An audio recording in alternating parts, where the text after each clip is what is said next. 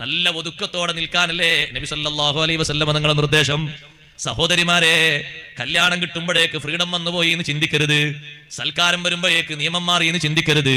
പുരുഷന്മാരിയ്ക്കുന്ന ഭാഗത്തേക്ക് കയ്യിൽ മൊബൈലും പിടിച്ച് അല്ലാത്തതും പിടിച്ച് നടക്കുന്നതിനോ വന്നിരിക്കുന്നതിനോ കൂടെ ഇരുന്നിട്ട് സ്വറ പറയുന്നതിനോ യാതൊരു പ്രശ്നവുമില്ലാതെ നിയമങ്ങൾ മുഴുവനും തേച്ചുമാച്ച് കളയുന്ന സ്വഭാവം ദീനിനെ കൊല്ലുന്ന സ്വഭാവമാണ്. ഉപ്പമാരോട് ജാഗ്രതയോടെ ഞാൻ പറയട്ടെ, നിങ്ങൾ അവിടെ ശരിയായ രൂപഭാവങ്ങൾ സൃഷ്ടിക്കപ്പെടണം. പുരുഷന്മാരും സ്ത്രീകളും ഇടകലരുന്ന രൂപത്തിൽ ഒരു കല്യാണവും നടത്തേണ്ടതില്ല. വേറെ വേറെ തന്നെ ഭക്ഷണം കൊടുക്കാനും സ്വീകരിക്കാനുമുള്ള മുറകൾ സ്വീകരിക്കേണ്ടതുണ്ട്. അത് സുന്നത്തല്ല, നിർബന്ധമാണ്.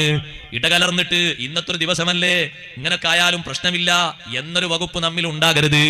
നിങ്ങളിൽ നിന്ന് വിവാഹിതയാക്കപ്പെടുന്ന പെണ്ണ്, ആ പെണ്ണിനെ വരുന്ന ആണുങ്ങൾക്കും പെണ്ണുങ്ങൾക്കും മൊത്തം കാഴ്ച വസ്തുവാക്കി വെക്കുന്ന സ്വഭാവം ഏറ്റവും വലിയ വൃത്തികെട്ട സ്വഭാവമാണ്.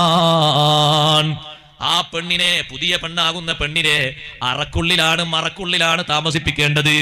ആ പെണ്ണിനെ കൊണ്ടുപോകാൻ വരുന്ന ആളുകൾ നല്ല മറയോടെ വസ്ത്രങ്ങൾ മാറ്റിച്ച് അവരങ്ങ് കൊണ്ടുപോകും. വരുന്ന ആളുകൾക്കൊക്കെ പ്രദർശന വസ്തുവാക്കി വെക്കാനുള്ളതല്ലാതെ അതൊരു സ്വകാര്യ സ്വത്താക്കി സൂക്ഷിക്കാനുള്ളതാണ്. ഉത്തരവാദിത്തപ്പെട്ട ആളുകൾ ആ പെണ്ണിനെ വസ്ത്രങ്ങൾ മാറ്റിച്ച് കൊണ്ടുപോകേണ്ടതുപോലെ കൊണ്ടുപോയിക്കൊള്ളും. നിയമങ്ങൾ മുഴുവനും വിഭജിക്കപ്പെടുന്ന രീതിയിൽ, തൂത്തെറിയപ്പെടുന്ന രീതിയിൽ നമ്മുടെ സൽക്കാരങ്ങളും കല്യാണങ്ങളും മാറരുത്. നമ്മൾ ദീനിനെ സജീവമാക്കുന്ന ആളുകളാകണം.